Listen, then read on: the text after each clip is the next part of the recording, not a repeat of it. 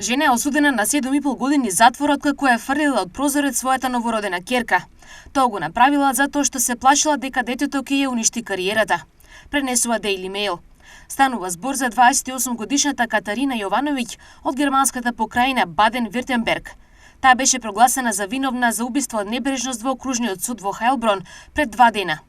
На суд се дознава дека Катарина пред 10 месеци се породила дома во тајност, а потоа го фрлила своето бебе од прозорец на станот на асфалтот од повеќе од 3,5 метри височина.